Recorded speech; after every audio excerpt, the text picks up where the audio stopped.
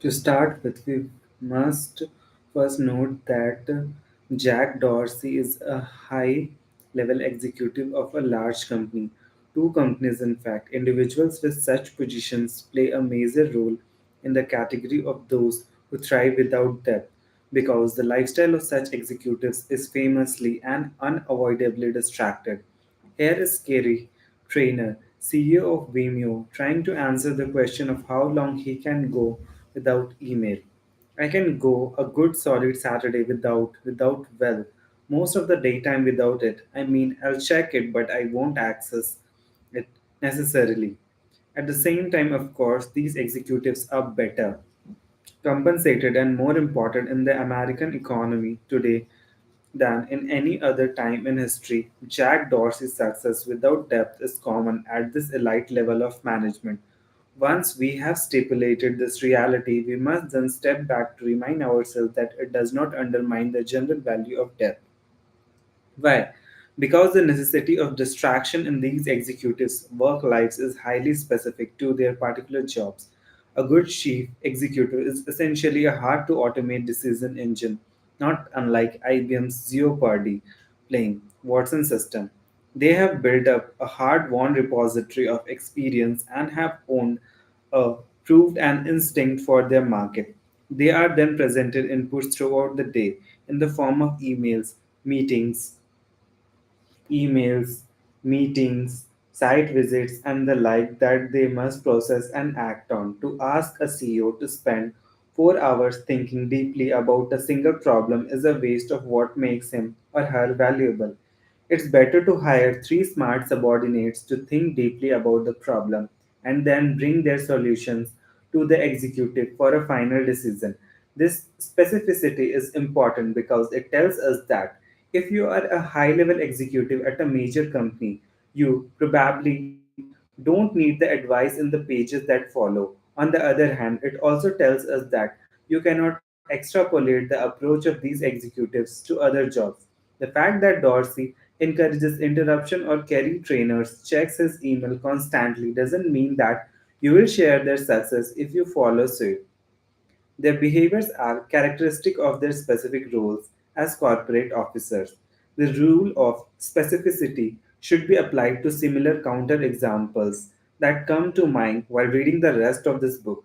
There are, we must continually remember certain corners of our economy where depth is not valued. In addition to executives, we can also include, for example, certain types of salesmen and lobbyists for whom constant connection is their most valued currency. There are even those who manage to grind out distracted success in fields where depth would help. But at the same time, don't be too hasty to label your job as necessarily non deep. Just because your current habit make deep work difficult doesn't mean that this lack of depth is fundamental to doing your job well.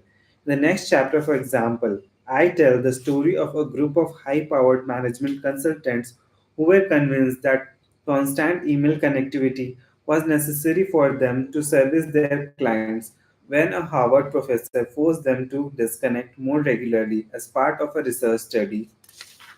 They found, to their surprise, that this connectivity didn't matter nearly as much as they had assumed.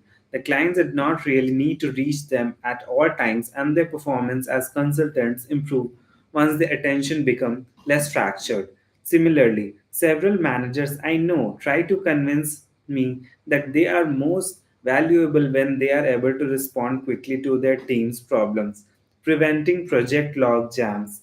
They see their role as enabling others' productivity.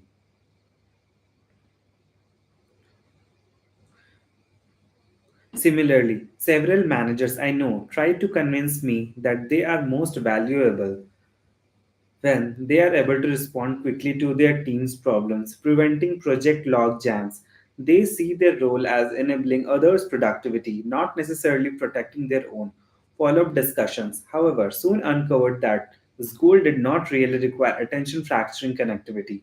Indeed, many software companies now deploy the Scrum project management methodology, which replaces a lot of this ad hoc messaging with regular, highly structured, and ruthlessly efficient strategies meetings, often held standing up to minimize the urge to bloviate.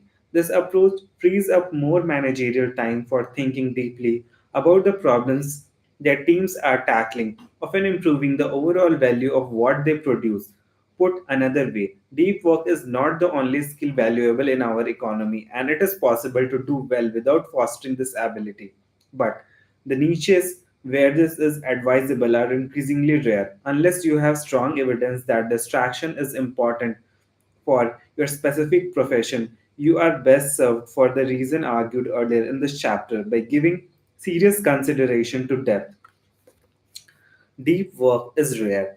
In 2012, Facebook unveiled the plans for new headquarters designed by Frank Gehry at the center of this new buildings in what CEO Mark Zuckerberg called the largest open floor plan in the world. More than 3,000 employees will work on movable furniture spread over a 10-acre expanse. Facebook, of course, is not the only Silicon Valley heavyweight to embrace the open office concept. When Jack Dorsey, whom we met at the end of the last chapter, bought the old San Francisco Chronicle building to house Square, he configured the space so that his developers work in common spaces on long shared desks. We encourage people to stay out in the open because we believe in serendipity and people walking by each other reaching new things. Dorsey explained, another big business trend in recent years is the rise of instant messaging. A Times article notes that this technology is no longer the province of chatty teenagers and is now helping companies benefit from new productivity gains and improvements in customer response time. A senior product manager at IBM boasts, we send 2.5 million, 1.1 million within IBM each day.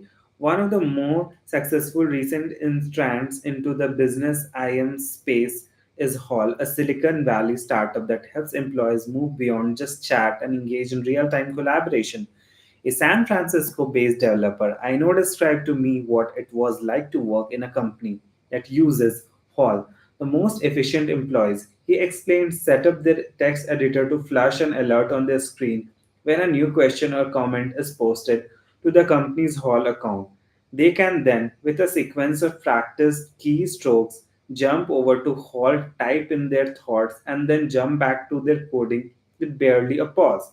My friends seemed impressed when describing their speed. A third trend is the push for content producers of all types to maintain a social media presence. The New York Times, a bastion of old world media values, now encourages its employees to tweet, a hint taken by the more than 800 writers, editors, and photographers for the paper who now maintain a Twitter account. This is not outlier behavior, it's instead the new normal. When the novelist Jonathan Franzen wrote a piece for The Guardian calling Twitter a cursive development in the literary world, he was widely ridiculed as out of touch. The online magazine Slate called Franzen's Compliments a lonely war on the internet. And fellow novelist Jennifer Weiner wrote a response in the New Republic in which she argued Franzen's a category of one, a lonely voice issuing ex cathedra edicts that can only apply to himself. The sarcastic hashtag Jonathan Franzen hates soon became a fad. I mention these three business trends because they are highlight a paradox. In the last chapter, I argued that deep work is more valuable than even before in our shifting economy.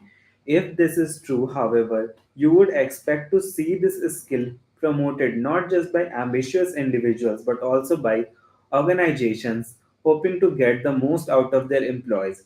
As the examples provided emphasize, this is not happening. Many other ideas are being prioritized as more important than deep work in the business world, including, as we just encountered, serendipitous collaboration, rapid communication, and an active presence on social media.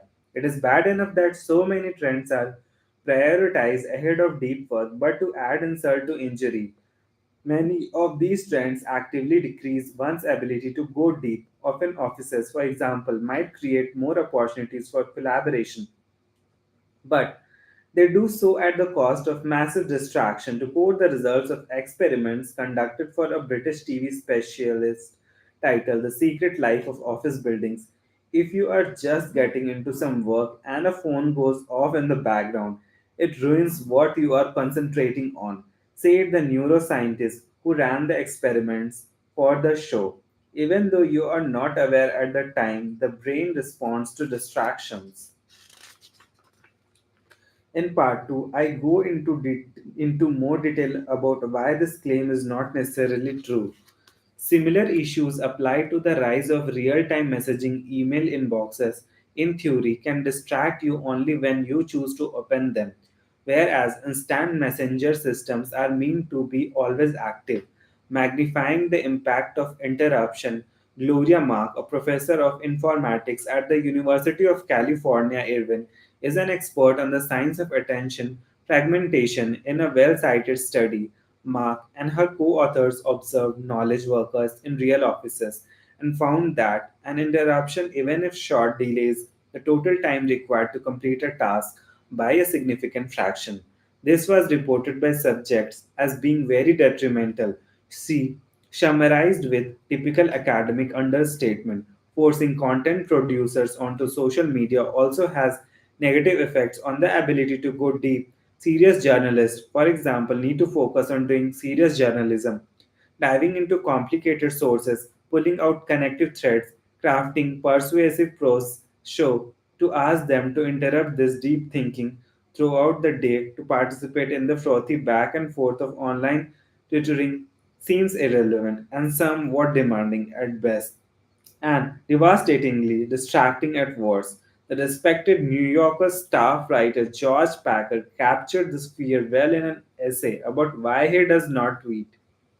Twitter is crack for media addicts.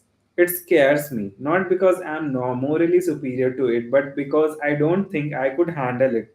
I'm afraid I would end up letting my son go hungry, telling when he wrote that essay. Packer was busy writing this book, The Unwinding, which came out soon after and promptly won the National Book Award, despite or perhaps aided by his lack of social media use. To summarize big trends in business today actively decrease people's ability to perform deep work, even though the benefits promised by these trends, example, increased serendipity, faster responses to requests, and more exposure, are arguably dwarfed by the benefits that flow from a commitment to deep work. Example, the ability to learn hard things fast and produce at an elite level. The goal of this chapter is to explain this paradox. The rareness of deep work, I'll argue, is not due to some fundamental weakness of the habit. When we look closer at why we embrace distraction in the workplace, we will find the reasons are more arbitrary than we might expect.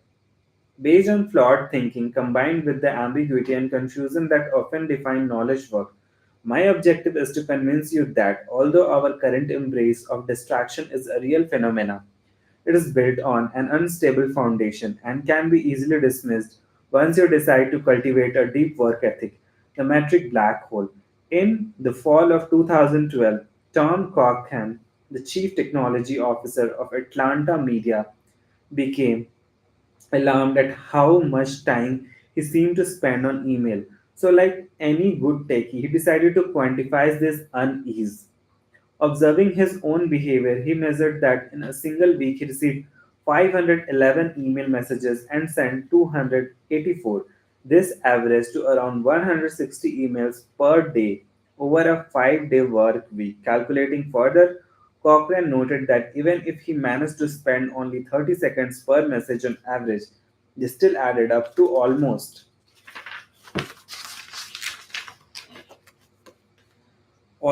an hour and a half per day dedicated to moving information around like a human network router. Seemed like a lot of time spent on something that wasn't a primary piece of his job description. As Cohran recalls in a blog post he wrote about his experiment for the Harvard Business Review, this simple statistics got him thinking about the rest of his company. Just how much time were employees of Atlantic Media spent moving around information instead of focusing on the specialized tasks they were hired to perform? Determined to answer this question, Cochrane gathered company wide statistics on emails sent per day and the average number of words per email. He then combined these numbers with the employee's average typing speed, reading speed, and salary. The result, he discovered that Atlantic Media was spending well over $1 million a year to pay people to process emails, with every message sent or received tapping the company for around 95% of labor costs. A free and frictionless method of communication, Cochrane summarized, had soft cost equivalent to procuring a small company, Learjet. Tom Cochrane's experiment yielded an interesting result about the literal cost of a seemingly harmless behavior. But the real importance of this story is the experiment itself, and in particular, its complexity. It turns out to be really difficult to answer a simple question such as what is the impact of our current email habits on the bottom line. Cochrane had to conduct a company wide survey and gather statistics from the IT infrastructure. He also had to pull together salary data and information on typing and reading speed and run the whole thing through a statistical model to spit out his final result. And even then, the outcomes is fungible as it is not able to separate out, for example, how much value was produced by this frequent expensive email used to offset some of its cost. This example generalizes to most behaviors that potentially impede or improve deep work, even though we abstractly accept that distraction has cost and depth has value. These this example generalizes this example generalizes to most behaviors that potentially impede or improve deep work, even though we abstractly accept that distraction has cost and depth has value. These impacts, as Tom Cochrane discovered, are difficult to measure. This isn't a trait unique to habits related to distraction and depth. Generally speaking, knowledge work makes more complex demands of the labor force. It becomes harder to measure the value of an individual's effort. The French economist Thomas Piketty made this point explicitly in his study of the extreme growth of executive salaries. The enabling assumptions driving his argument is that it is objectively difficult to measure individual contribution to a firm's output.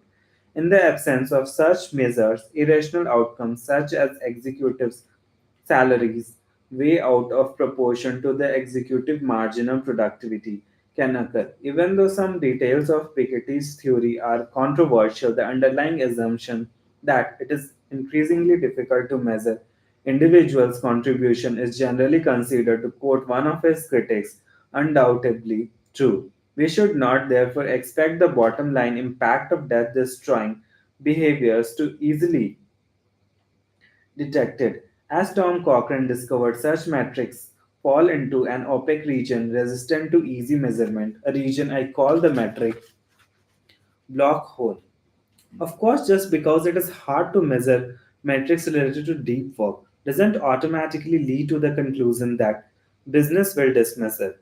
We have many examples of behaviors for which it is hard to measure their bottom line impact, but that nevertheless flourish in our business culture.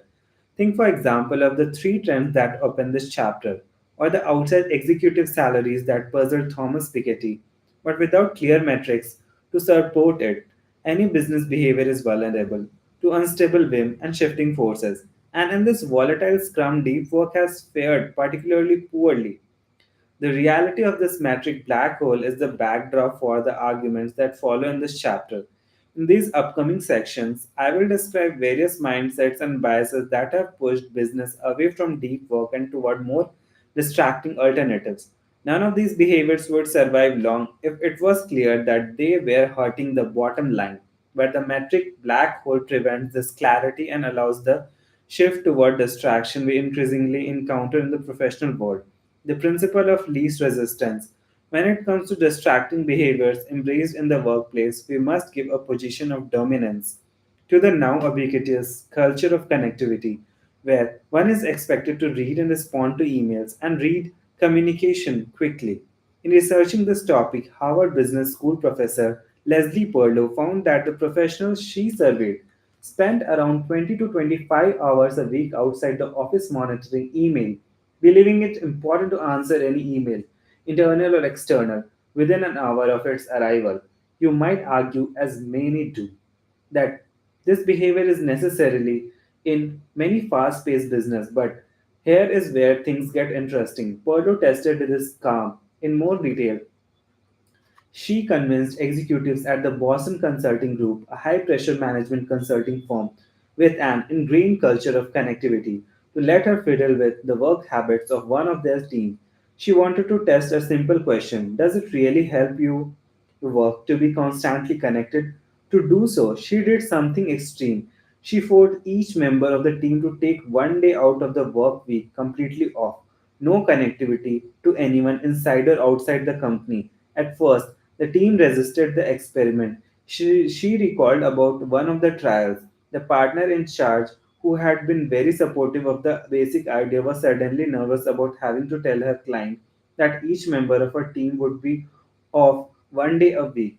The consultants were equally nervous and worried what they were putting their careers in jeopardy. But the team did not lose their clients and its members did not lose their jobs. Instead, the consultants found more enjoyment in their work, better communication among themselves, more learning, as we might have predicted, given the connection between depth and skill development highlighted in the last chapter. And perhaps most important, a better product delivered to the client. This motivates an interesting question. Why do so many follow the lead of Boston Consulting Group and foster a culture of connectivity, even though it is likely a Perlo found in a study that it hurts employees' well-being and productivity and probably doesn't help the bottom line? I think the answer can be found in the following reality of workplace behavior. The principle of least resistance in a business setting without clear feedback on the impact of various behaviors to the bottom line, we will tend toward behaviors that are easiest in the moment. To return to our question about why cultures of connectivity persist, the answer, according to our principle, is because it is easier. There are at least two big reasons why this is true. The first concerns responsiveness to your needs. If you work in an environment where you can get an answer to a question or a specific piece of information immediately when the needs arises, this makes your life easier, at least in the moment. If you could not count on this quick response time, you would instead have to do more advanced planning for your work. Be more organized and be prepared to put things aside for a while and turn your attention elsewhere while waiting for you what you requested. All of this would make the day to day of your working life harder, even if it produced more satisfaction and a better outcome in the long term. The rise of professional instant messaging mentioned earlier in this chapter can be seen as this mindset pushed toward an extreme. If receiving an email reply within an hour makes your day easier, then getting an answer via instant message in under a minute would improve this gain by an order of magnitude. The second reason that a culture of connectivity makes life easier is that it creates an environment where it becomes acceptable to run your day out of your inbox, responding to the latest message with alacrity while others pile up behind it, all the while feeling satisfying productive. More of this soon. If email were to move to the periphery of your workday, you would be required to deploy a more thoughtful approach to figuring out what you should be working on and for how long. This type of planning is hard.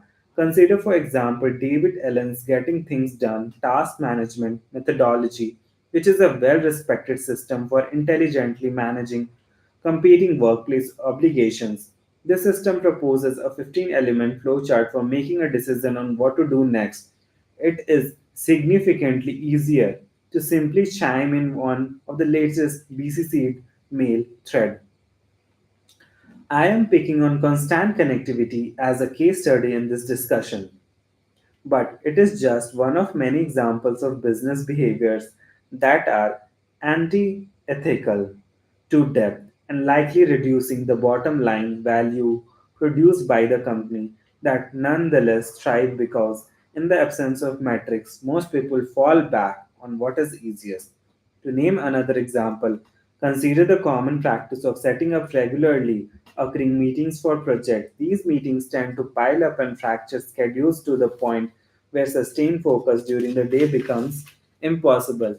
Why do they persist? They are easier for many these standing meetings become a simple but blunt form of personal organization. Instead of trying to manage their time and obligation themselves, they let the impending meetings each week force them to take some action on a given project and more generally provide a highly visible simulacrum of progress. Also consider the frustratingly common practice of forwarding an email to one or more colleagues labeled with a short open-ending interrogative such as thoughts. These emails take the sender only a handful of seconds to write but can command many minutes, if not hours, in some cases, of time and attention from their recipients to work toward a coherent response. A little more care in crafting the message by the sender could reduce the overall time spent by all parties by a significant fraction.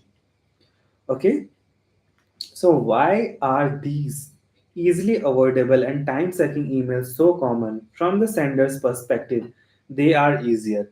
It is a way to clear something out of their inbox, at least temporarily, with a minimum amount of energy invested. The principle of least resistance, protected from scrutiny by the metric black hole, supports work cultures that save us from the short term discomfort of concentration and planning at the expense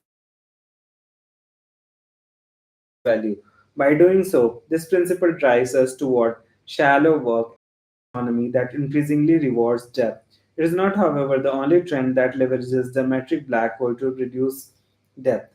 We must also consider the always present and always waxing demand towards productivity, the topic we will turn our attention to the next. Busyness as a proxy for productivity.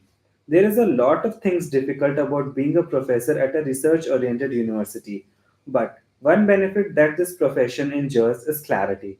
How well or how poorly you are doing as an academic researcher can be boiled down to a simple question. Are you publishing important papers? The answer to this question can even be quantified as a single number, such as the H index, a formula named for its inventor George Hess. That process says your publication and citation count into a single value that approximates your impact on your field. In computer science, for example, an H index, a score above 40, is difficult to achieve, and once reached, is considered the mark of a strong long term career. On the other hand, if your H index is in single digit, when your case goes up for tenure review, you probably in trouble. Google Scholar, a tool popular among academics for finding research papers, even calculates your H index automatically so you can be reminded multiple times per week precisely where you stand. In case you are wondering, as of the morning when I'm writing this chapter, I am 21. This clarity simplifies decisions about what work habits a professor adopts or abandons. Here, for example, is the late Nobel Prize winning physicist Richard Feynman explaining in an interview one of his legs orthodox producing productivity strategies to do real good physics work. You do not need absolute solid lengths of time. It needs a lot of concentration. If you have a job administrating anything, you don't have the time. So I have invented another myth for myself that I am irresponsible. I am actively irresponsible. I tell everyone I don't do anything. If anyone asks me to be an a committee for admission, no, I tell them I am irresponsible. Feynman was adamant in avoiding the administrative duties because he knew they would only decrease his ability to do the one thing that mattered most in his professional life to do real good physics work. Feynman, we can assume, was probably bad at responding to emails and would likely switch universities if you had tried to move him into an open office or demand that he tweet. Clarity about what matters provides clarity about what does not. I mention the example of professors because they are somewhat exceptional among knowledge workers, most of whom don't share this transparency regarding how well they are doing their job.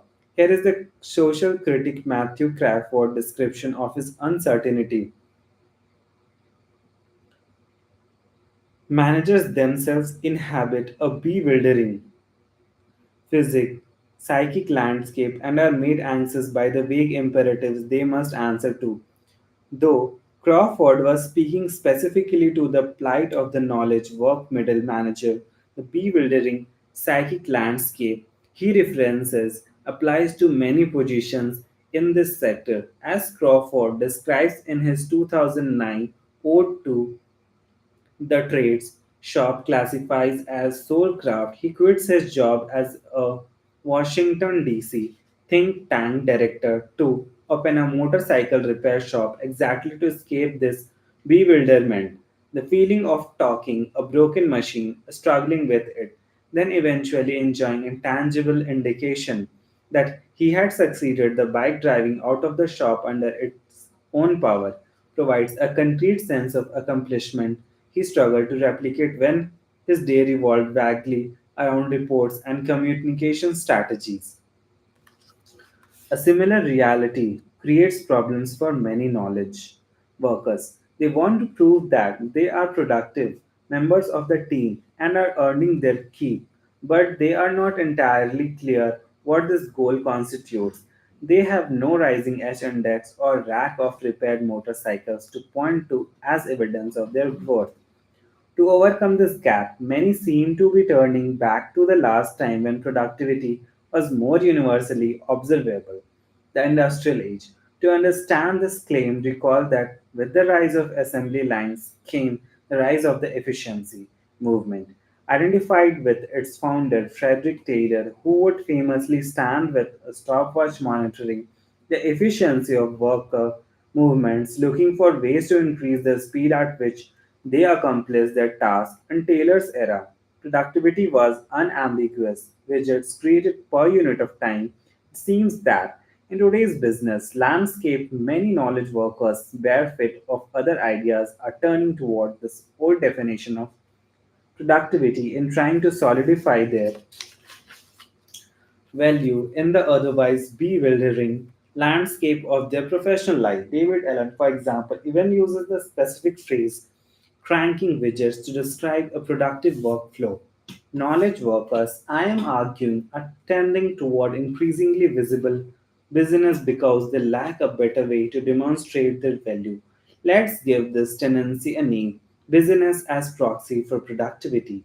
In the absence of clear indicators of what it means to be productive and valuable in their jobs, many knowledge workers turn back toward an industrial indicator of productivity, doing lots of stuff in a visible manner. This mindset provides another explanation for the popularity of many depth destroying behaviors. If you send and answer emails odd hours, if you schedule and attend meetings constantly, if you weigh in on instant message systems like call within seconds when someone poses a new question, or if you roam your open office bouncing ideas of all whom you encounter, all of these behaviors make you seem busy in a public manner. If you are using business as a proxy for productivity, then these behaviors can seem crucial for convincing yourself and others that you are doing your job well. This mindset is not necessarily irrational, but some their jobs really do depend on such behavior. In 2013, for example, Yahoo's new CEO, Marissa Mayer, banned employees from working at home. She made this decision after checking the server logs for the virtual private network that Yahoo employees used to remotely log in to the company's servers. Mayer was upset because the employees working from home did not sign in enough throughout the day. She was, in some sense, punishing her employees for not spending more time checking email. One of the primary reasons to log into the servers if you are not visibly busy. See, signaled, I will assume you are not productive. Viewed objectively, however, this concept is anachronistic. Knowledge worker is not an assembly line, and extracting value from information is an activity that often at odds with business, not supported by it. Remember from example Adam Grant, the academic from our last chapter, who became the youngest full professor at Wharton by repeatedly shutting himself off from the outside world to concentrate on writing. Such behavior is the opposite of being publicly busy. If Grant worked for Yahoo, Marissa Mayer might have fired him, but this deep strategy turned out to produce a massive amount of value. We could, of course, eliminate this anachronistic commitment to business if we could easily demonstrate its negative impact on the bottom line. But The metric black hole enters the scene at this point and prevents such clarity. This potent mixture of job ambiguity and lack of metrics to measure the effectiveness of different strategies allow behavior that can seem ridiculous when viewed objectively to thrive in the increasingly bewildering psychic landscape of our daily work. As we will see next, however, even those who have a clear understanding of what it means to succeed in their business or job can still be lured away from depth. All it takes is an ideology seductive enough to convince you to discard common sense. The cult of the internet. Consider Elisa Rubin. She is the New York Times bureau chief in Paris. Before that, she was the bureau chief in Kabul, Afghanistan, where she reported from the front lines on the post war reconstruction. Around the time I was writing this chapter, she was publishing a series of hard hitting articles that looked at the French government's complicity in the Rwandan genocide. Rubin, in other words, is a serious journalist who is good at her craft. She also, at what I can only assume is the persistent urging of her employer, tweets. Rubin's Twitter profile reveals a steady and somewhat desultory string of missives, one every 2 to 4 days, as if Rubin receives a regular notice from the Times social media desk, a real thing reminding her to appease her followers. With few exceptions, the tweets simply mention an article she recently read and linked. Rubin is a reporter, not a media personality. Her value to her paper is her ability to cultivate important sources, pull together facts and articles that make a splash. It is the Alisa Rubins of the world who provide the Times with its reputation, and it is this reputation that provides the foundation for the paper's commercial success in an age of ubiquitous and addictive clickbait. So, why is Alicia Rubin urged to regularly interrupt this necessarily deep work to provide for free shallow content to a service run by an unrelated media company based out of Silicon Valley? And perhaps even more important, why does this behavior seem so normal to most people? If we can answer these questions, we will better understand the final trend I want to discuss relevant to the question of why deep work has become so paradoxically rare. A foundation for our answer can be found in a warning provided by the late communication theorist and New York University professor Neil Postman, writing in the early 1990s as the personal computer revolution first accelerated. Postman argued that our society was sliding into a troubling relationship with technology. We were, he noted, no longer discussing the trade offs surrounding new technologies, balancing the new efficiencies against the new problems introduced. If it is high tech, we begin to instead assume then it is good, case closed. He called such a culture a technopoly, and he did not mince word in warning against it. Technopoly eliminates alternatives to itself in precisely the way Aldous Huxley outlined in Brave New World. He argued in his 1993 book on the topic, it does not make them illegal, it does not make them immortal.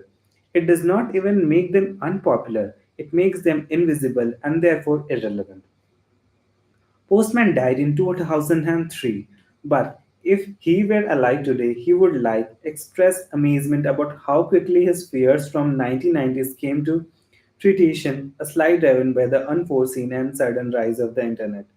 Fortunately, Postman had an intellectual hire to continue this argument in the internet age, the hypercritical social critic Evgeny Morozov, in his 2013 book To Save Everything, Click Here, Morozov attempts to pull back the curtains on our technophilic obsession with the internet, a term he purposefully places in scare quotes to emphasize its role as an ideology, saying it is this propensity to view the internet as a source of wisdom and policy advice that transforms it from a fairly uninteresting set of cables and network routers into a seductive and exciting ideology.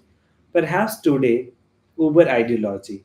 In Morozov's critique, we have made the internet synonymous with the revolutionary future of business and government. To make your company more like the internet is to be with the times, and to ignore these trends is to be the proverbial buggy whip maker in an automatic wage.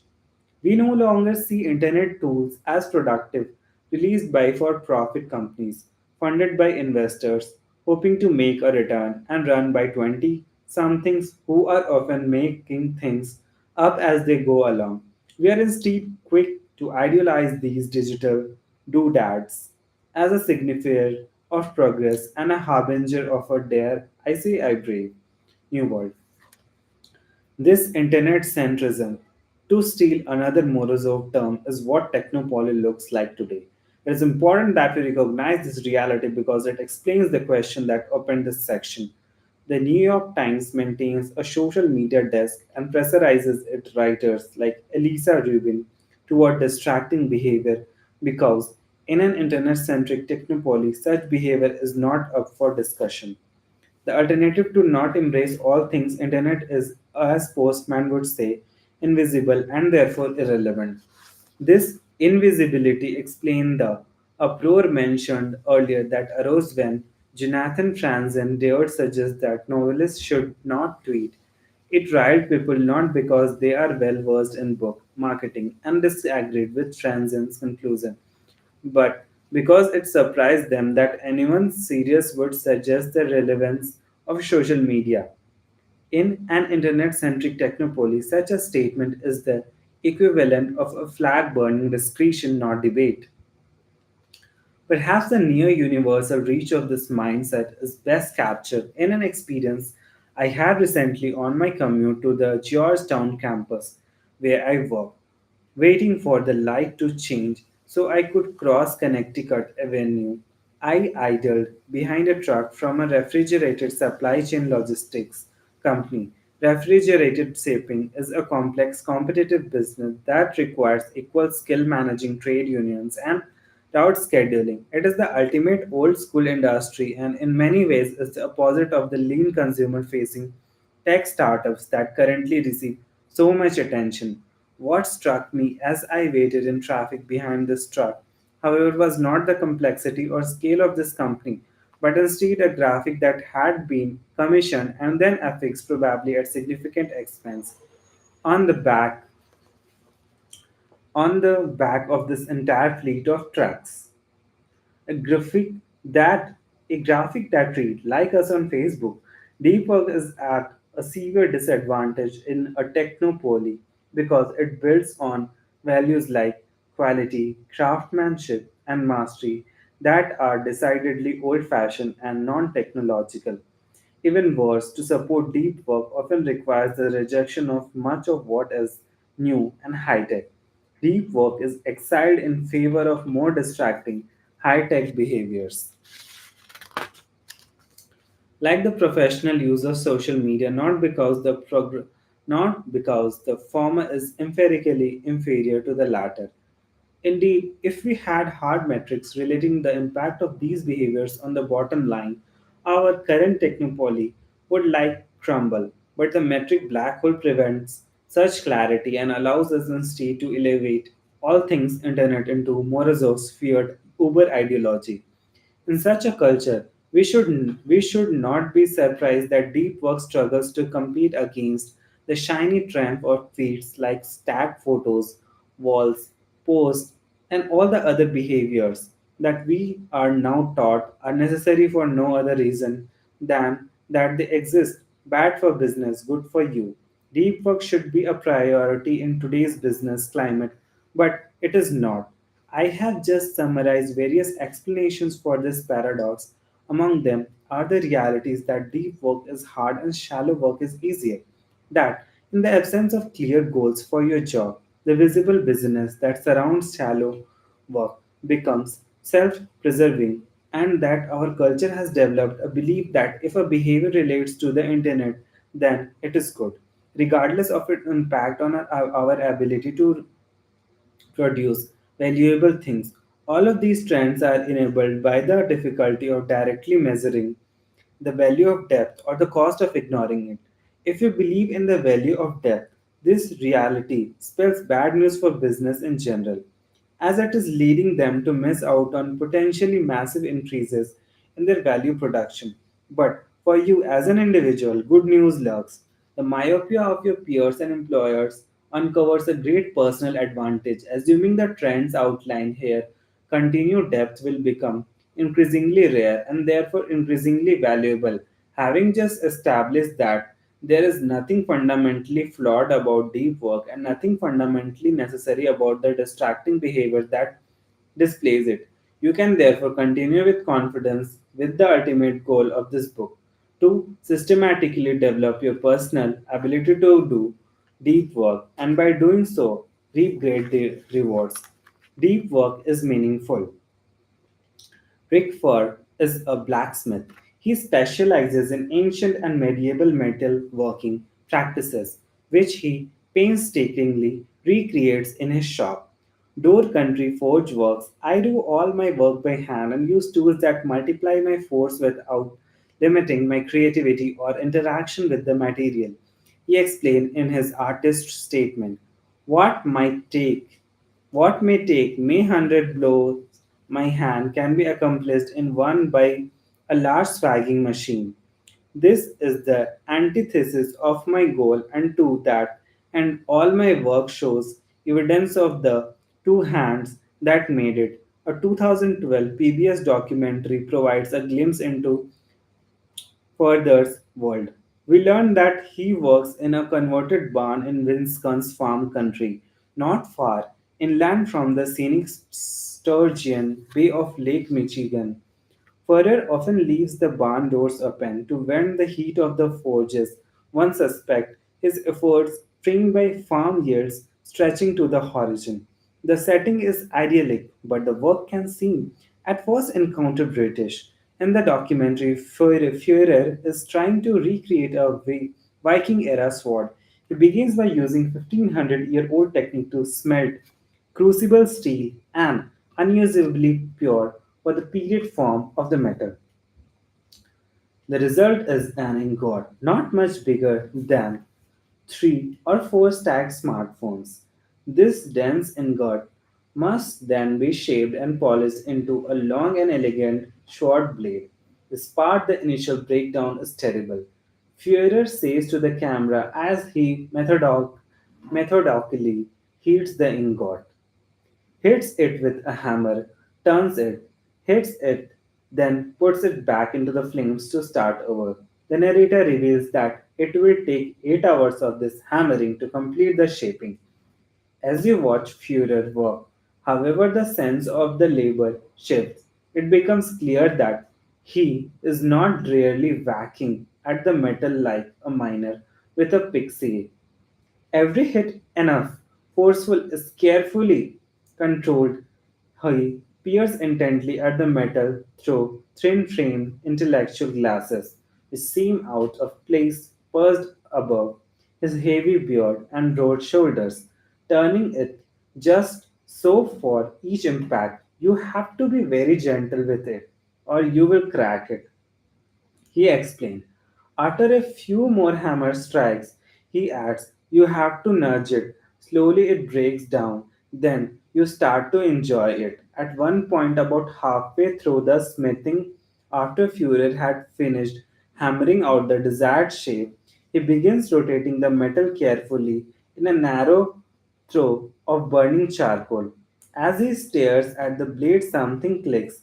It is ready. He lifts the sword, red with heat, holding it away from his body as he strides swiftly toward a pipe filled with oil and plunges in the blade to cool it.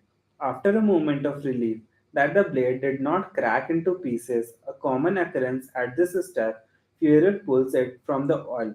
The residual heat of the metal lights the fuel, engulfing the sword's full length in yellow flames. Führer holds the burning sword up above his head with a single powerful arm and stares at it a moment before blowing out the fire. During this brief pause, the flames illuminate his face and his admiration is palpable. To do it right, it is the most complicated thing I know how to make.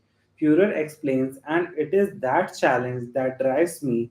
I don't need a sword, but I have to make them. Rick Fuhrer is a master craftsman whose work requires him to spend most of his day in a state of depth. Even a small slip in concentration can ruin dozens of hours of effort. He is also someone who clearly finds great meaning in his profession. This connection between deep work and a good life is familiar and widely accepted when considering the world of craftsmen.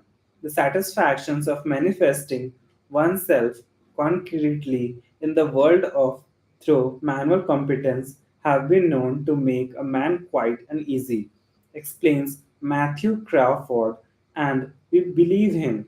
But when we shift our attention to knowledge work, this connection is muddied. Part of the issue is clarity. Craftsmen like Führer tackle professional challenges that are simple to define but difficult to execute. A useful imbalance when seeking purpose, knowledge work exchanges this clarity for ambiguity. It can be hard to define exactly what a given knowledge worker does and how it differs from other.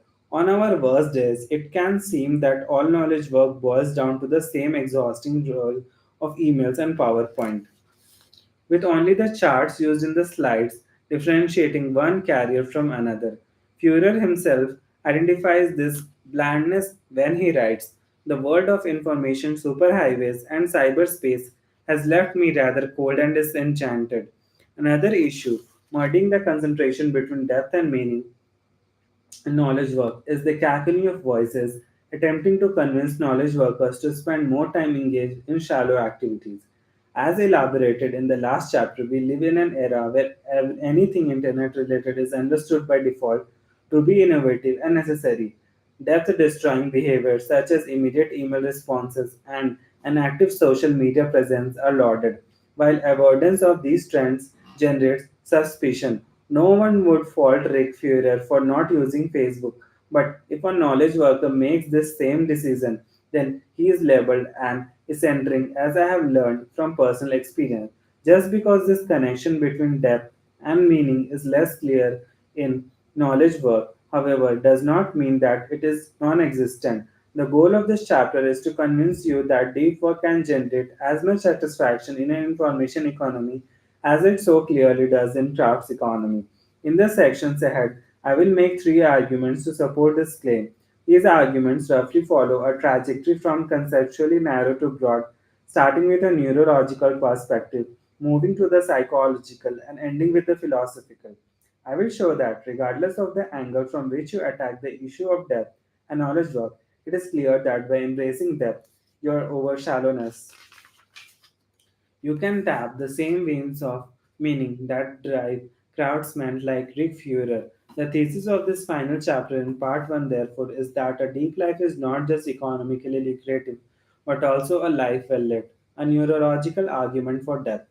The science writer Winifred Gallagher stumbled on a connection between attention and happiness after an unexpected and terrifying event, a cancer diagnosis, not just cancer, she clarifies, but a particularly nasty, fairly advanced kind, as Gallagher recalls in her 2009 book Wrapped.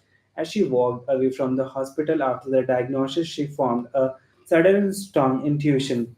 This disease wanted to monopolize my attention, but as much as possible, I would focus on my life instead.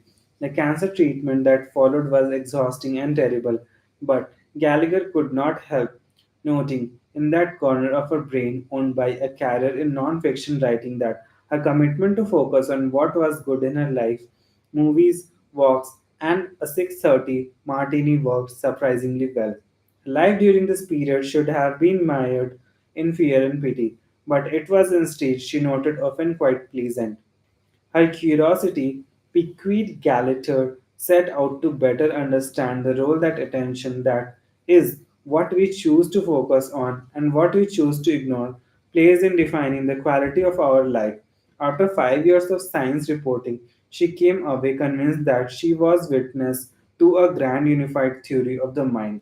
Like fingers pointing to the moon, other diverse disciplines from anthropology to education, behavior economics to family counseling similarly suggests that the skillful management of attention is the sine qua non of the good life and the key to improving virtually every aspect of your experience.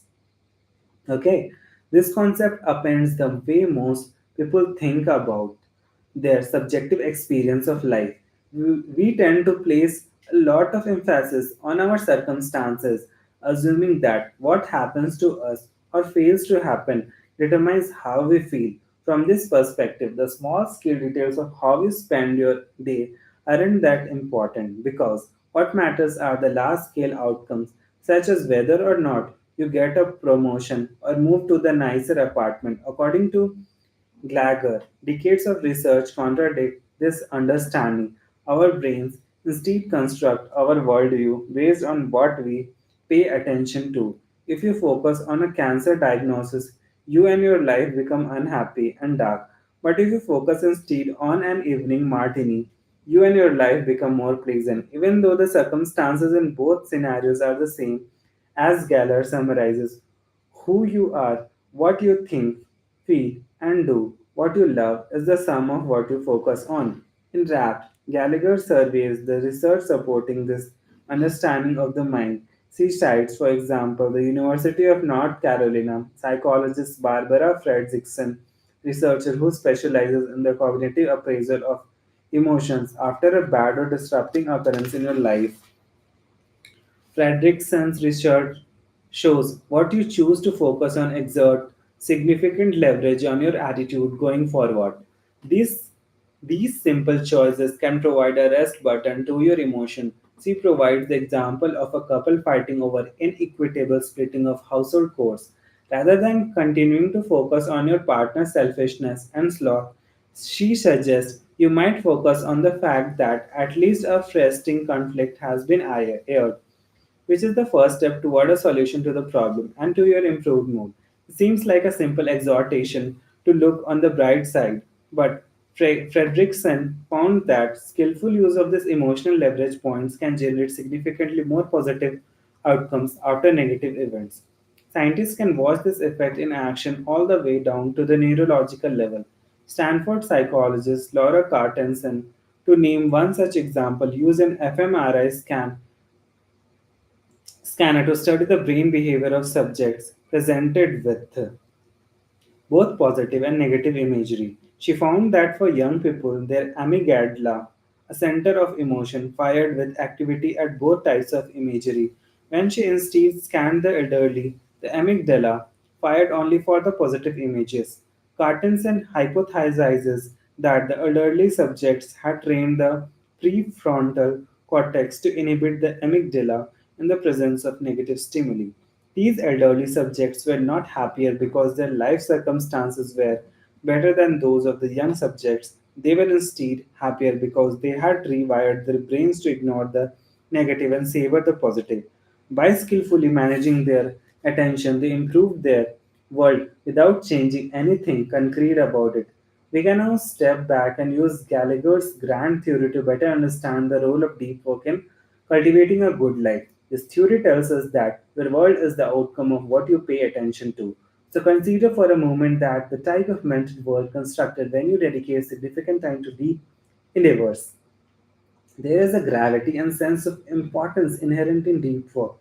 Whether you are Rick Fuhrer, smithing a sword, or a computer programmer optimizing an algorithm, Gallagher's theory therefore predicts that if you spend enough time in the state, your mind will understand your world as rich in the meaning and importance.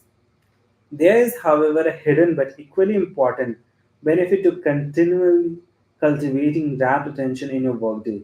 Such concentration hijacks your attention apparatus, preventing you from noticing noticing the many smaller and less pleasant things that unavoidably and persistently populate our lives. The psychologist Mihaly Csikszentmihalyi, whom we'll learn more about in the next section, explicitly identifies this advantage when he emphasizes the advantage of cultivating concentration, so intense that there is no intention left over to think about anything irrelevant or to worry about problems. This danger is especially pronounced in knowledge work, which, due to its dependence on ubiquitous connectivity, generates a devastatingly appealing buffet of distraction, most of which will, if given enough attention, leach meaning and importance from the world constructed by your mind. To help make this claim more concrete, I will use myself a test case. Consider, for example, the last 5 emails I sent before I began writing the first draft of this chapter. Following are the subject lines of these messages, along with summaries of their contents. Re-urgent Carl Newport brand registration confirmation. This message was in response to a standard scam in which a company tries to trick website owners into registering their domain in China. I was annoyed that they keep spamming me, so I lost my cool and responded futilely, of course, by telling them the scam would be more convincing if they spelled website correctly in their emails.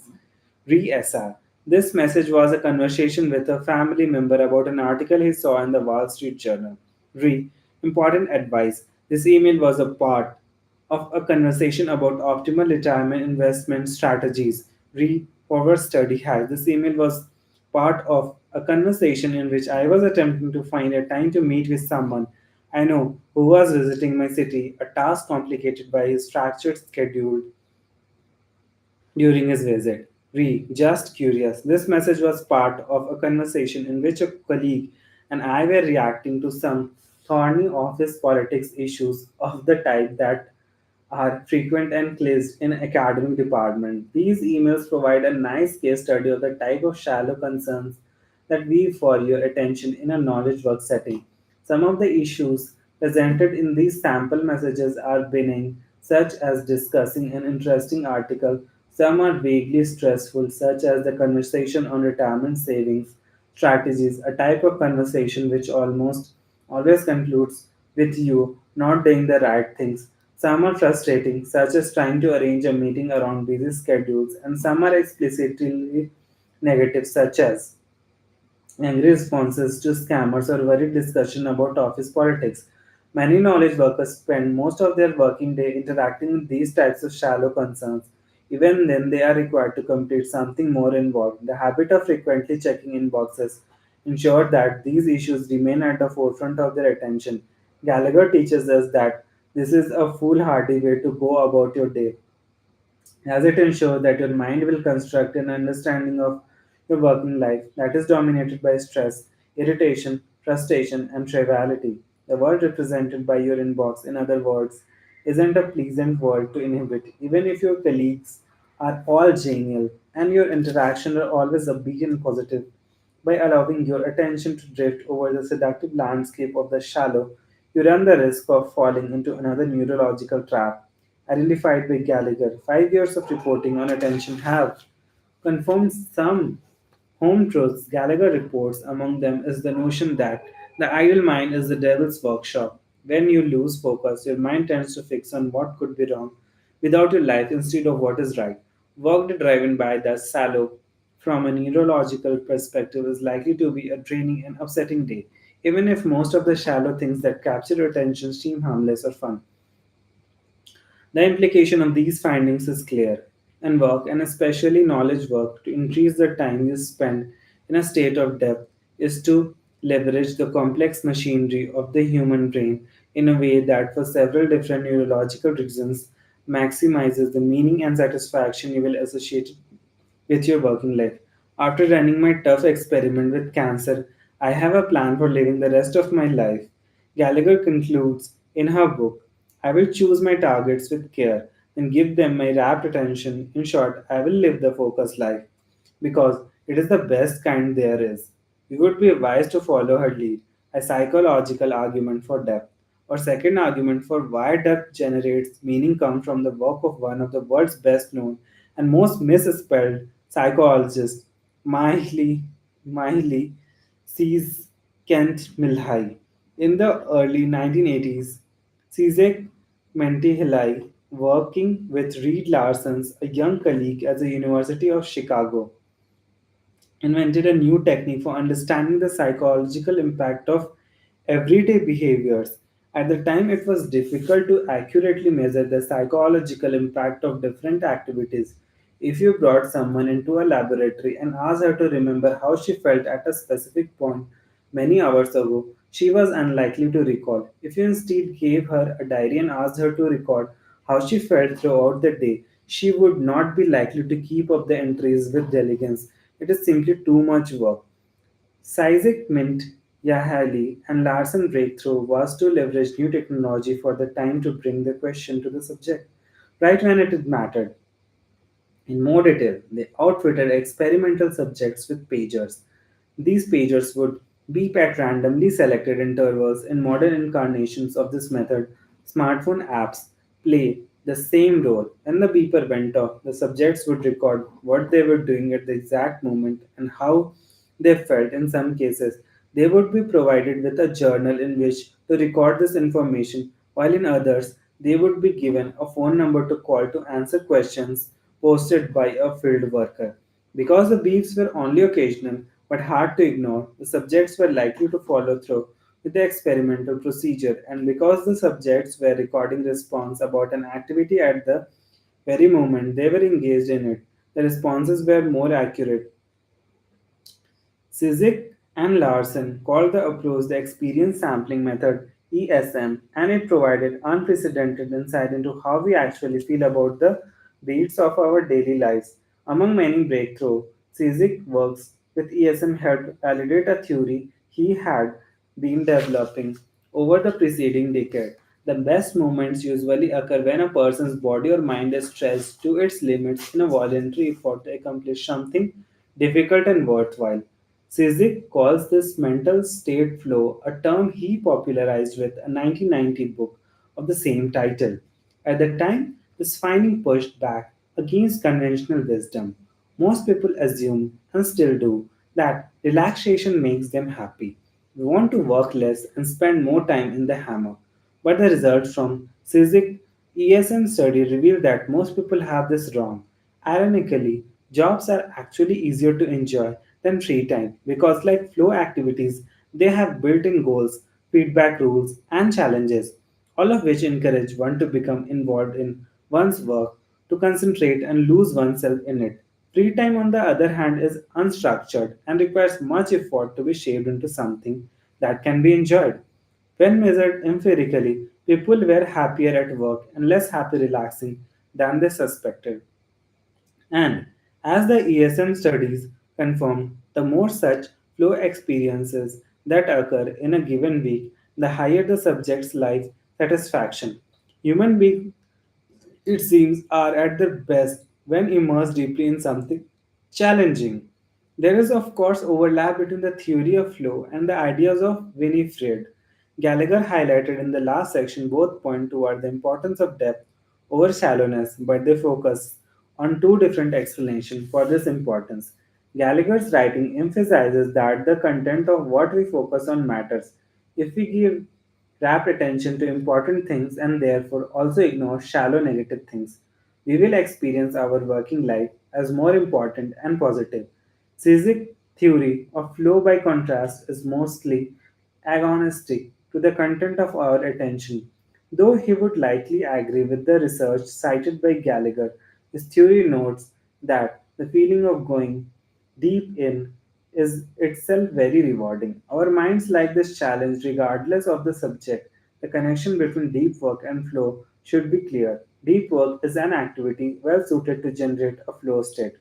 The phrase used by Cizik to describe what generates flow include notions of stretching your mind to its limit, concentrating and losing yourself in an activity, all of which also describe deep work. And as we just learned, flow generates happiness. Combining these two ideas, we get a powerful argument from psychology in favor of depth. Decades of research stemming from physics, original ESIM experiments validate that the act of going deep orders to the consciousness in a way that make life worthwhile. Physics even goes so far as to argue that modern companies should embrace this reality, suggesting that jobs should be redesigned so that they resemble as closely as possible flow activities. Nothing, however, that such a redesign would be difficult and disruptive. See, for example, my arguments from the previous chapter. Cizik then explains that it is even more important that the individual learn how to seek out opportunities for flow. This ultimately is the lesson to come away with from our brief foray into the world of experimental psychology.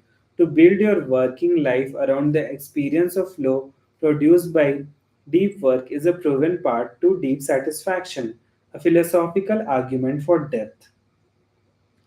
Our final argument for the connection between depth and meaning requires us to step back from the more concrete worlds of neuroscience and psychology and instead adopt a philosophical perspective. I will turn for help in this discussion to a pair of scholars who know this topic well. Hubert Dreyfus, who taught philosophy at Berkeley for more than 4 decades, and Sean Durance Kelly, who at the time of this writing is the chair of Harvard Philosophy Department. In 2011, Dreyfus and Kelly published a book, All Things Shining, which explores how notions of sacredness and meanings have evolved throughout the history of human culture. They set out to reconstruct this history because they were worried about this endpoint in our current era. The world used to be, in its various forms, a world of sacred signing things. Dreyfus and Kelly explain early in the book the shining things now seem far away. What happened between then and now? The short answer the author argues is Descartes. From Descartes' skepticism came the radical belief that the individual seeking certainty trumped a god or king bestowing truth. The resulting enlightenment, of course, led to the concept of human rights and freedom, many from oppression. But as Dreyfus and Kelly emphasizes, for all its good, in the political arena, in the domain of metaphysical thinking stripped the world of the order and sacredness essential to creating meaning. In a post-enlightenment world, we have tasked ourselves to identify what is meaningful and what is not, an exercise that can seem arbitrary and induce a creeping nihilism. The Enlightenment metaphysical embrace of the autonomous individual leads not just to a boring life, Dreyfus and Kelly worry, it leads almost inevitably to a nearly unlivable one. This problem might at first seem far removed from our quest to understand the satisfaction of death, but when we proceed to Dreyfus and Kelly's solution, we will discover rich new insights into the sources of meaning in professional pursuits. This connection should seem less surprising when it is revealed that Dreyfus and Kelly's response to modern nihilism builds on the very subject that opens this chapter, the craftsman. The craftsmanship Dreyfus and Kelly argue in this book's inclusion provides a key to reopening a sense of sacredness in a responsible manner. To illustrate this claim, they use as an organizing example an account of a master wheelwright, the now lost profession of shaping wooden wagon wheels. Because each piece of wood is distinct, it has its own personality. They write after a passage describing the details of the wheelwright crafts. The woodworker has an intimate relationship with the wood he works. Its subtle virtues call out to be cultivated and cared for. In this appreciation for the subtle virtues of his medium, they noted the craftsman has stumbled onto something crucial in a post Enlightenment world, a source of meaning sited outside the individual. The wheelwright doesn't decide arbitrarily which virtues of the wood he works are valuable and which are not. This value is inherent in the wood and the task it is meant to perform. As Dreyfus and Kelly explain, such sacredness is common to craftsmanship. The task of a craftsman, they conclude, is not to generate meaning, but rather to cultivate in himself the skill of discerning the meaning that are already there. This frees the craftsman of the nihilism of autonomous individualism, providing an ordered world of meaning. At the same time, this meaning seems safer than the sources cited in previous eras. The wheelwright, the author imply, cannot easily use the inherent quality of a piece of pine to justify a despotic monarchy. Turning to the question of professional satisfaction, Dreyfus and Kelly's interpretation of craftsmanship As a part two, meaning provides a nuanced understanding of why the work of those like Rick Fuhrer resonates with so many of us. The look of satisfaction on Führer's face as he works to extract artistry from crude metals, these philosophers would argue, is a look expressing appreciation for something elusive and valuable in modernity, a glimpse of the sacred. Once understood, we can connect this sacredness inherent in traditional craftsmanship to the world of knowledge work. To do so, there are two key observations we must first make. The first might be obvious but requires emphasis. There is nothing intrinsic about the manual traits when it comes to generating this particular source of meaning. Any pursuit, be it physical or cognitive, that supports high level of skill can also generate a sense of sacredness. To elaborate this point, let us jump from the old fashioned examples of carving wood or smithing metal to the modern example of computer programming. Consider this quote from the coding prodigy Santiago Gonzalez describing his work to an interviewer. Beautiful code is short and concise. So, if you were to give that code to another programmer, they would say, "Oh, it is well written code. It's much like as if you were writing a poem." Gonzalez discusses computer programming similarly to the way woodworkers discuss their craft in the passages quoted by Dreyfus and Kelly. The Pragmatic Programmer, a well regarded book in the computer programming field, makes this connection between code and old style craftsmanship more directly by quoting the medieval quarry workers' creed in its preface. We who cut mere stones must always be envisioning cathedrals. The book then elaborates that computer programmers must see their work in the same way. Within the overall structure of a project, there is always room for individuality and craftsmanship. 100 years from now, our engineering may seem as archaic as the technique used by medieval cathedral builders seem to today's civil engineers, while our craftsmanship will still be honored. You don't, in other words, need to be toiling in an open air barn for your efforts to be considered the type of craftsmanship that can generate Dreyfus and Kelly's meaning. A similar potential for craftsmanship can be found in most skilled jobs in the information economy. Whether you are a writer, marketer, consultant, or lawyer, your work is craft, and if you own your ability and apply it with respect and care, then, like the skilled wheelwright, you can generate meaning in the daily efforts of your professional life. It is here that some might respond that their knowledge work job cannot possibly become such a source of meaning because their job subject is much too mundane. But this is flawed thinking that our consideration of traditional craftsmanship can help. Correct, in our current culture, we place a lot of emphasis on job description. Our obsession with the advice to follow your passion, the subject of my last book, for example, is motivated by the flawed idea that what matters most for your career satisfaction is the specifics of the job you choose. In this way of thinking, there are some rare filled jobs that can be a source of satisfaction. Perhaps working in a non-profit or starting a software company while all others are soulless and bland, the philosophy of Dreyfus and Kelly frees from such traps. The craftsmen, their side, don't have rarefied jobs. Throughout most of human history, to be a blacksmith or a wheelwright was not glamorous. But this does not matter as the specifics of the work are irrelevant. The meaning uncovered by such efforts is due to the skill and appreciation inherent in craftsmanship, not the outcomes of their work. Put another way, a wooden wheel is not noble, but its shaping can be. The same applies to knowledge work. You don't need a rarefied job. You need instead a rarefied approach to your work.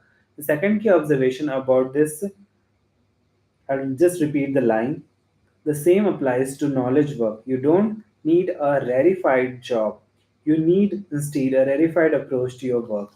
The second key observation about this line of argument is that cultivating craftsmanship is necessarily a deep task and therefore requires a commitment to deep work.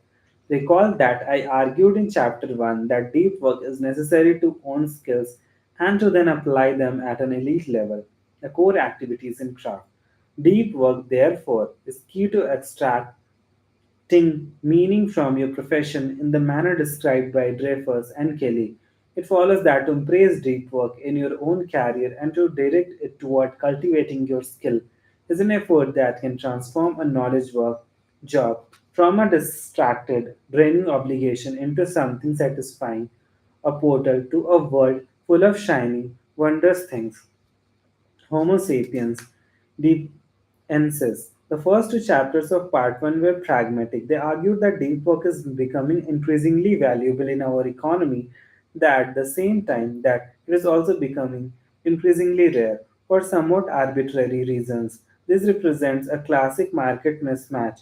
If you cultivate this skill, you will thrive professionally. This final chapter, by contrast, has little to add to this practical discussion of workplace advancement, and yet it is absolutely necessary for these earlier ideas to gain attraction. The pages ahead describe a rigorous program for transforming your professional life into one centered one on depth. This is a difficult transition, and as with many such efforts, well reasoned pragmatic arguments can motivate you only to a certain point. Eventually, the goal you pursue needs to resonate at a more human level. This chapter argues that when it comes to the embrace of depth, such resonance is inevitable. Whether you approach the activity of going deep from the perspective of neuroscience, psychology, or lofty philosophy, these paths all seem to lead back to a connection between depth and meaning. It is as if our species has evolved into one that flourishes in depth and values in shallowness, becoming what we might call Homo sapiens depenses. I earlier quoted Winfried Gallagher, the converted disciple of depth, saying, I'll live a focused life because it is the best kind there is. This is perhaps the best way to sum up the argument of this chapter and of part 1 more broadly. A deep life is a good life, and anyway you look at it. I again repeat this quote and the last. A deep life is a good life, any way you look at it. Thank you.